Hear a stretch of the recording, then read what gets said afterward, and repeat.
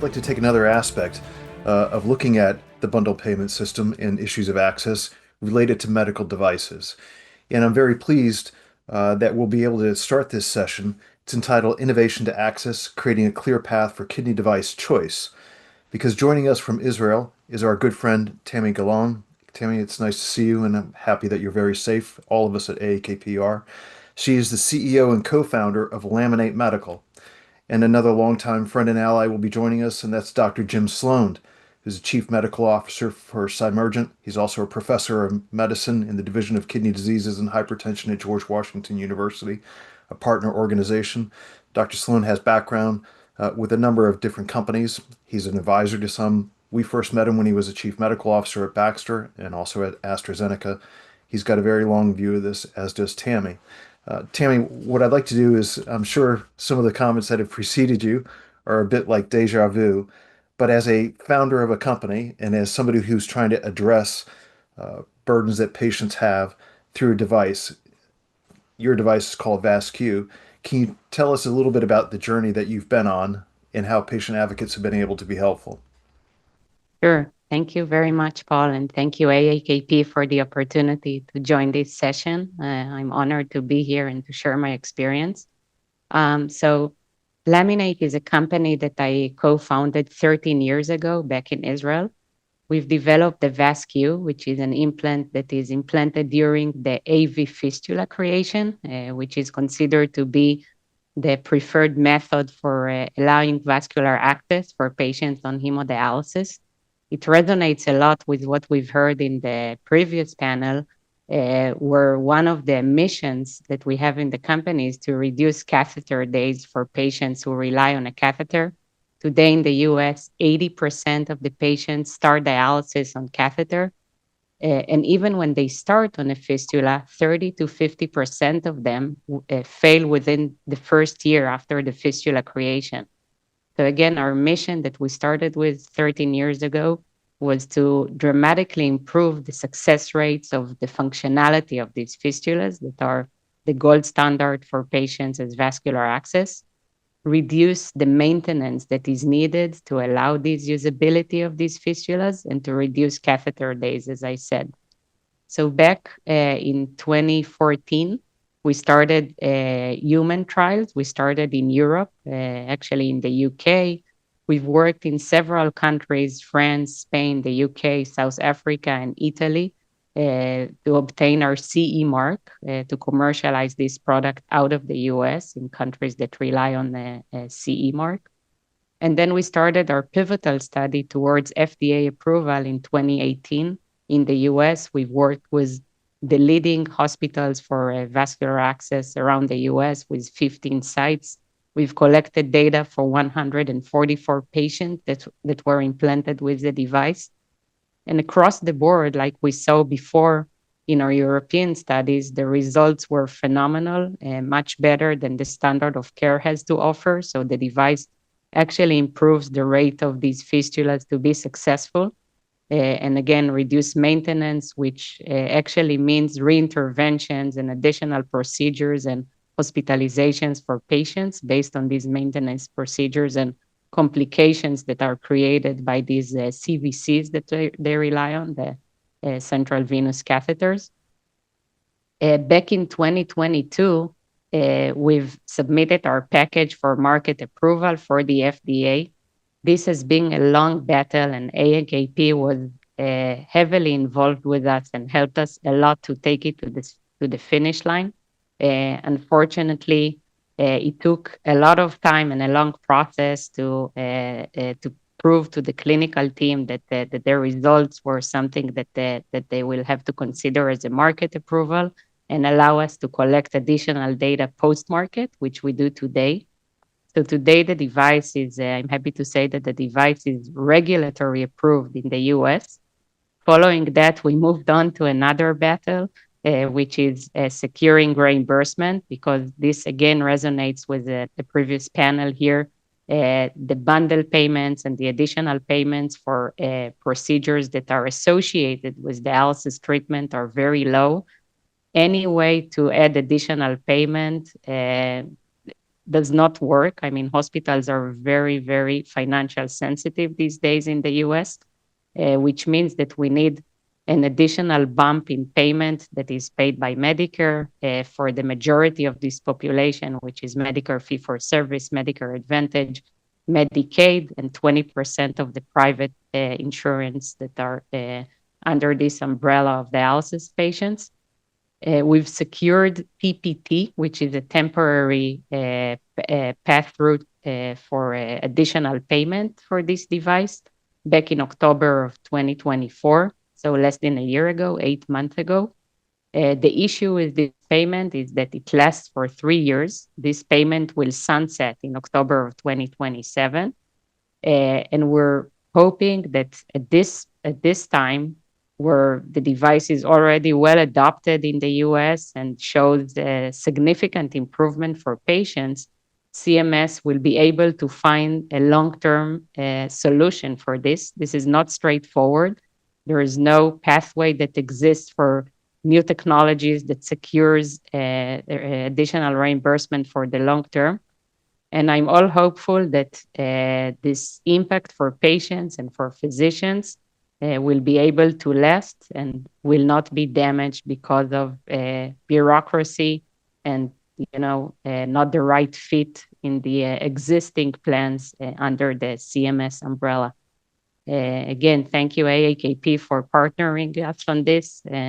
I'm sure that together we will succeed, but it's hard to see how much you have to fight to get to cross each one of these hurdles along the way. For me, it has been a life mission, this project, to bring it to the finish line and to allow it to as many patients as we can worldwide, not only in the US. We're active in many other countries around the globe. Thank you very much, Tammy. And again, thank you for joining us from Israel. What I'd like to do is go over to Dr. Sloan from Simergent. And Dr. Sloan, you've been a true champion for patients for quite some time, obviously. And one of the things that I'm very focused on is the executive order that was signed in 2019 by President Trump advancing American kidney health called for greater home dialysis. And one of those methodologies is obviously peritoneal dialysis. I had the opportunity to live on peritoneal dialysis for 3 years. You've listened to this discussion about the confines of the payment systems and some of the disincentives there are to bring new products into the marketplace. I'd like you to talk about Simergent, what it means to patients, and what are some of the barriers that you're seeing. Go right ahead. Yeah, Paul, thank you. And again, thanks to AAKP for allowing me to have some voice up here and express an issue that I'm pretty passionate about, and which is very important, I think, to patients in the kidney community. Paul suggested and then strongly encouraged me to tell you a bit more about myself before I get started here. So something I wouldn't normally be doing, but I was on the front line of taking care of patients with chronic kidney disease for 24 years as a nephrologist at the University of Rochester. I worked to advocate for patients, and part of that was as the chairperson of the National Kidney Foundation at the Upstate chapter, drove the utilization of EGFR. We were the first community in the nation, actually, to have EGFR implemented across all laboratories in Rochester, something that helped identify patients with early chronic kidney disease and enabled clinicians to implement therapy early on to prevent progressive loss of kidney function, advocated for and worked for best outcomes, optimizing outcomes for all patients with all our patients with end-stage renal disease, including my aunt who developed end-stage renal disease and on dialysis, and my father who developed end-stage renal disease and was on dialysis. Throughout my whole career, worked to educate, to advocate, and to practice to improve patient choices, to improve patient outcomes, and improve quality of life. And one of the things that, and again, Ed struggled with this being too high. I'm struggling with it being or too high. I'm trying to be too high for me. Anyway, but one of the things that I learned a long time ago is listening to patients, understanding what their needs were, searching for an answer, and part of that was innovation and pushing the envelope, and then implementing that with the goal of getting best clinical outcomes for a patient. So best practice would result in best clinical outcomes. So with all that said, let me start by giving you some background here. So as you know, just to give you some background on home dialysis, which includes PD and HHD, as well as transplantation versus in-center hemodialysis. And I'm juxtaposing home dialysis versus in-center hemodialysis, not because they're equivalent, thanks, not because they're equivalent with regard to PD and HHD with transplantation, but both offer benefits that in-center hemodialysis does not offer. And included in here, and I've put it on this list, and I know I'm the only one here with slides, but a picture's worth 1,000 words. I'd show you a video because that's worth 1,000,000 words, but don't have time for that. So increased patient treatment, satisfaction, and better quality of life with home dialysis as well as transplantation. Promoting patient autonomy and independence, enhancing lifestyle, and enabling both work and play. PD, HHD, and transplant all provide lower upfront and or long-term healthcare cost benefits compared to in-center hemodialysis, and that's been discussed already today a bit as well. PD better preserves residual kidney function, something associated with better long-term survival. PD is bloodless, and it preserves vessel integrity, and most importantly, again, PD provides greater transplantation readiness, again, higher transplantation rates in patients with that, as well as lower delayed graft function, transplant function with that. One of the things that, and Paul just alluded to this, in 2019 by executive order, the Advancing American Kidney Health Initiative was implemented and signed into law, if you will. And the premise of that was that greater rates of home dialysis and transplantation, and the goal by 2025 was 80% being on home dialysis or transplanted, will improve quality of life, care of patients who require dialysis, and may eliminate the need for dialysis altogether. This was, the policy behind that was to increase patient choice through affordable alternative treatments for end-stage renal disease, encouraging higher value through educating patients on treatment alternatives, and it was would be driven by increased payment to providers who would put more patients on home dialysis and get them transplanted. So just so you know that about in 2023, our former HHS Secretary Alex Azar, in his presentation of the Global Kidney Leadership and Innovation Award, and again, his dad was also on dialysis, same as mine, recognized the importance of home dialysis, and these are some of his the excerpts of what he said in the acceptance of this award, and he acknowledged the fact that he had access to some of the most knowledgeable kidney disease experts in the world. Who were they? They were the patients. And he gleaned from them that their comments were too few of their fellow patients were informed of their care choices of home dialysis or a kidney transplant. Many were presumptively routed to in-center hemodialysis, and I'll say found the same thing when in taking care of patients for 24 years in Rochester.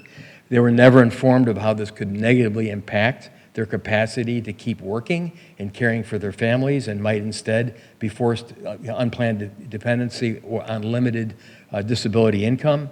And one of the things that the Advancing Kidney Health Initiative would do would be that it would fuel the administration's efforts to enact policy change necessary in order to transcend status quo. So where are we at? So this is USRDS, United States Renal Data System information, the most recent from 2024. It's always about 2 years behind. But you can see, even though there was a slight bump, I don't have a pointer here, but you can see a slight bump in transplantation and a slight bump in PD, the predominant means of renal replacement, kidney replacement therapy was still in-center hemodialysis, and PD is still straggling at 8.3%, HHD at 1.6%, transplant 32%. It's more than just reimbursement, though, that's important. And again, that's what I'm going to be talking about today. There are patient-related issues that are barriers to PD as well.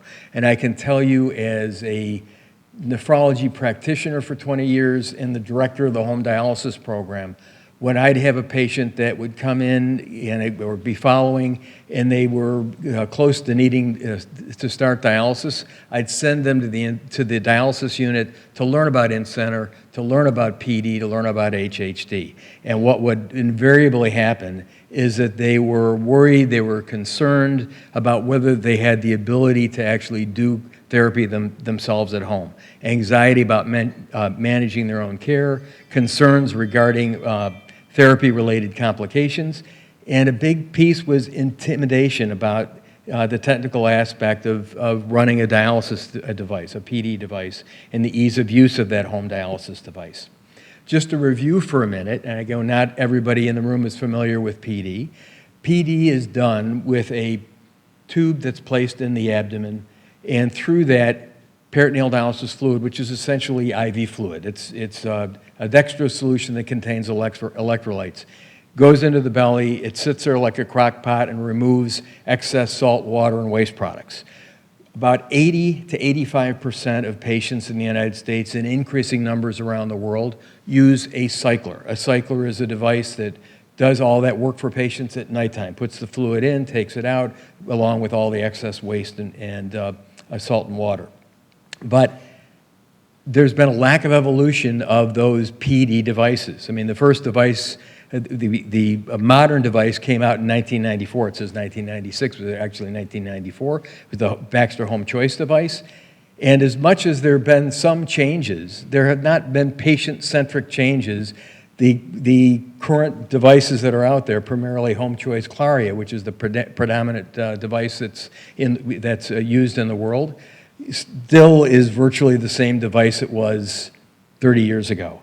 And again, a case in point here, if you look at just the screen that educates patients about what they should do, or as far as setting up their device and how to proceed with the dialysis treatment, or if they have problems, it's gone from 30 years ago, a monochrome, one row of text, to now a monochrome, 2 rows of text. So can we do better?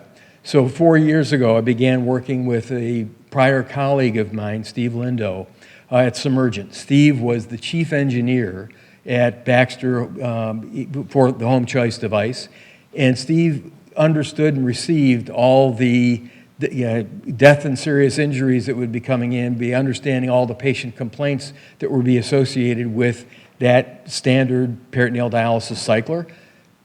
Implemented changes that were allowable, right? But I mean, could never really make the changes that would be necessary in order to make this a patient-centric device and actually address all those patients' death and serious injuries and make a device, that device, more amenable to patients' needs. So started his own company, started developing his own device that would be patient-centric, easier to use, less intimidating. Recognized from the get-go the challenges needed to overcome both the patient as well as nephrologist adoption of PD. And again, nephrologists are leery as well. Can my patients actually do this? Is it too complicated for them? Is the device easy enough for them to use so that they're going to do it in a foolproof fashion? Recognizing, one, there are financial disincentives. I mean, the DaVitas, the Freseniuses, and other LDOs, MDOs, SDOs of the world, large dialysis, small dialysis, and medium-sized dialysis organizations, they have bricks and mortar hemodialysis units, and they want to keep fannies in the seats, if you will. So again, anything that has to be developed has to be fiscally advantageous for them in order to actually put patients on PD, and similarly, a PD device should be economically, a low-cost device, low-maintenance device as well. But the other big issues for patients and for us as clinicians, Peritonitis. 18% of patients per year will be hospitalized for peritonitis. It's the biggest concern that clinicians have about PD, and it's even a bigger concern for patients. And it's the #1 cause of patients being transitioned off PD and in-center hemodialysis. So that's something that needs to be addressed. Drain pain. Patients who are on the current cyclers the current cyclers use a pump that pumps the fluid in and sucks the fluid back out again. About 28%, and this was reported in AJKD from PDOPS a couple of years ago, about 28% of patients experience drain pain. And that can be excruciating discomfort that patients and kids and whatever else who require PD have during treatment. It's a disincentive to be on it. And the other thing is noise. All the pumps that are associated with that, pushing fluid in, taking it out, are associated with noise. If it at night keeps their spouse or significant other up at night.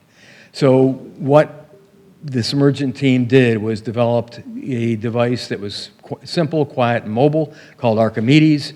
Again, it was less intimidating to use for incident patients to learn and troubleshoot. It has aseptic connections that were designed to reduce peritonitis and related hospitalizations. Comfortable to use since it's a gravity-based device. Doesn't make noise, and likewise it should reduce drain pain. And I'll also include in here, it's on wheels. So patients are no longer confined to their bed. Most patients are doing a 9-hour therapy at nighttime, so they have to go to bed or they have to go to their bedroom at 10 o'clock at night, and they have to stay on until that 9-hour therapy is done. So if they're awake at 6 o'clock in the morning and their therapy goes to 8, they got to stay in their room. This is on wheels, so it enables patients actually, and patients love this aspect of it, to be able to start their therapy whenever they want to in the late afternoon, make their dinner in the kitchen, roll it out to the dining room, roll it out to the living room, enjoy basketball games, hockey games, whatever else they want to do in the evening with friends and family, and go to bed when they want, and then get up when they want. Again, they have mobility. Again, rather than the monochrome or the monochrome text, 1 line or 2 lines, it's got an animated, self-guided user interface, making both clinicians more comfortable with prescribing PD and patients less intimidated to adopt it. And again, I'm scrolling through the screen here, just the same as what occurs on the device. It's all animated, telling people what to do. I'll include in here, there was a conjoint market research analysis done by CVS Kidney Care. So it wasn't Simergent that did it. It was done by an external group. And it included analyzing or looking at, trying to determine if PD patients and PD nurses would find the features of such a PD cycler like Archimedes compared to existing devices, how that would be accepted by PD patients and PD nurses. And you can see the features evaluated there. It's portability, noise level, setup time, device size, on-screen directions, battery power, consumables, and nursing controls.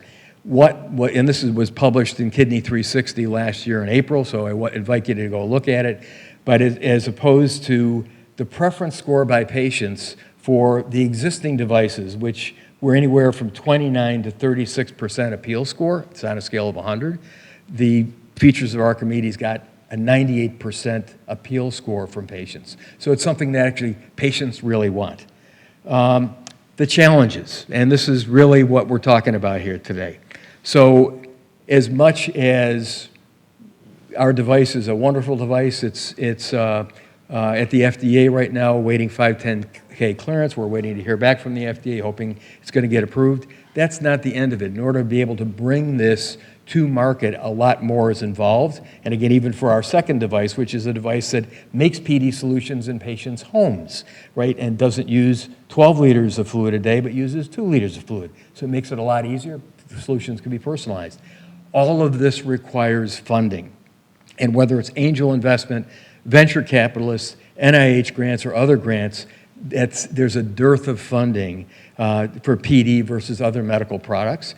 And what I've included, and this includes HHD as well, as much as HHD only makes up, it's less than 2% of the patient population that requires dialysis. Over the past 15 to 20 years, that's received $2.1 billion worth of funding, as opposed to PD over that same period of time, only 93 million, and you can see Simergent's in there. We've done what we've done with only $8 million worth of funding. Yet it's difficult to continue to get funding, right?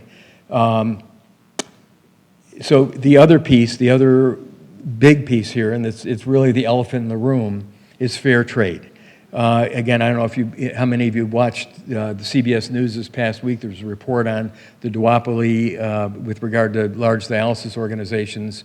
There's another duopoly, and that's with regard to PD solutions. There are only 2 companies in the United States that make PD solutions, Fresenius and Baxter.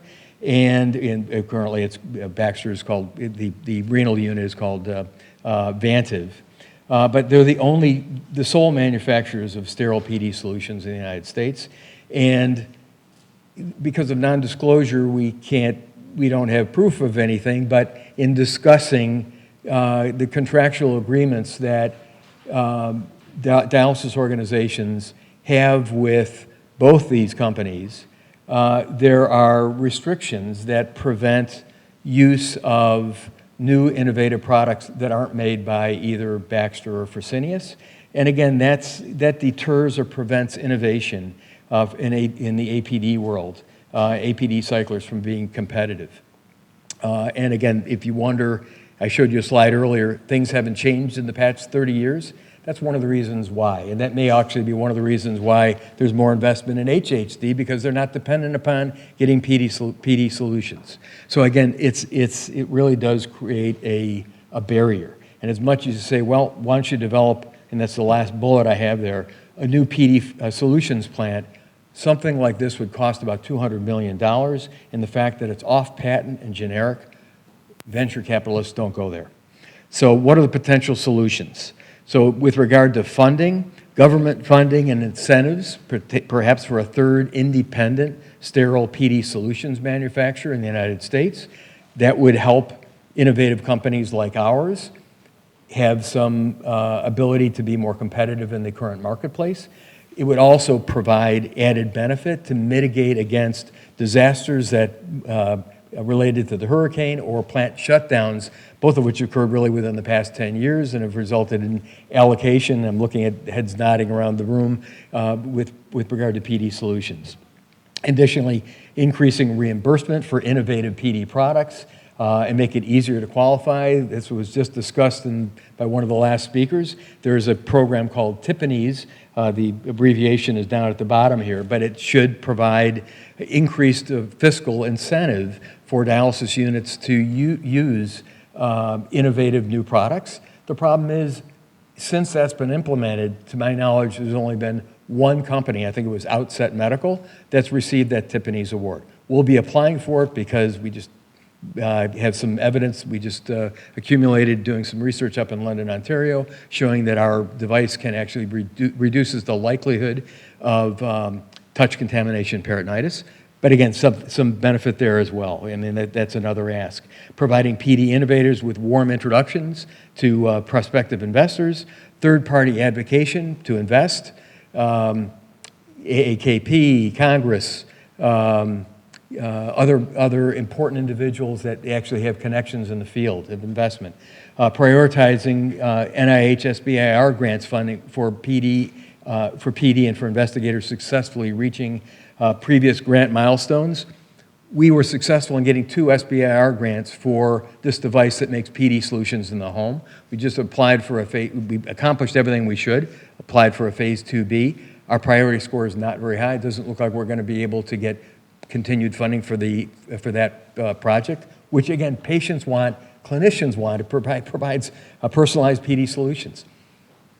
Again, another struggle, another need for greater funding mechanisms available, and providing clinics with greater incentives to prescribe PD over in-center hemodialysis. Of course, that's one of the things that was the focus of the Advancing American Kidney Health bill, but perhaps that needs to be stronger. That doesn't help us with regard to getting more innovative products out here. The duopoly is still the struggle.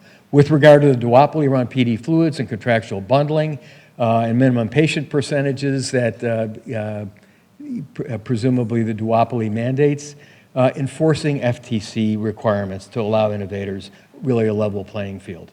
So again, in summary here, in conclusion, significant patient-centric innovations in PD have been stagnant over the past 30 years, and it's due to inadequate funding to sustain small, innovative companies in PD, and due to the duopoly control of the marketplace. Innovation in PD really does require greater availability of external funding for PD innovation and a level competitive business playing field. And it's, again, important to understand and accommodate the needs of patients through innovation, and that will result in better care and better outcomes for patients. So again, thank you for listening, and happy to accept questions.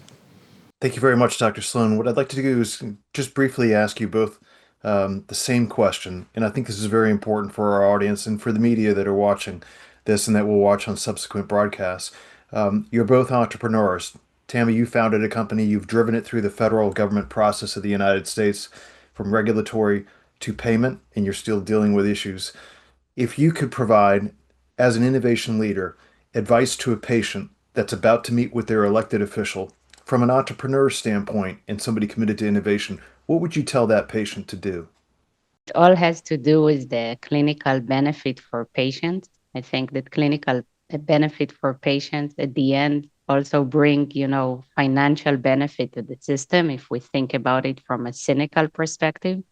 So I think that as long as there are clinical value that was demonstrated by studies, by real robust clinical data, the patients should fight for getting this treatment as much as they can, and maybe to reach out to doctors that have been adopting it, and to medical systems and hospitals that are hugging, this treatment. Like with any innovation, there are sites that are more open to adopting new innovations sooner rather than later. So this is what I would recommend to patients around me. Thank you very much, Tammy. And Dr. Sloan, briefly to you, what would you counsel as an entrepreneur and as a medical advisor to a company that's trying to do the right thing in the space? What would you tell patients to raise to their elected officials? Well, the first thing I'd tell them to do, Paul, is to join AAKP. I mean, one patient makes a little bit of a noise, but a number of patients makes a lot of noise. So I think, and I'm not just saying that for your benefit or AAKP, and the reason I'm here, it's because making noise and having our elected representatives understand it's not just a solitary problem for a solitary individual, that collectively patients can make a huge difference as far as making their needs known and what things need to change within the system in order to make things better for patients and better as a nation. So I think that's really number one. People frequently feel very isolated at home. So I think becoming part of a larger group and maintaining their political activation, I think, is really critical. AAKP's done a lot. Thank you very much, Dr. Sloan. We appreciate it, and thank you for being such a stark, hardcore advocate for patients throughout your career, and for sharing with us your family story. It's deeply moving, and your candor is appreciated. Tammy, we appreciate you joining us from Israel. Please continue to stay safe.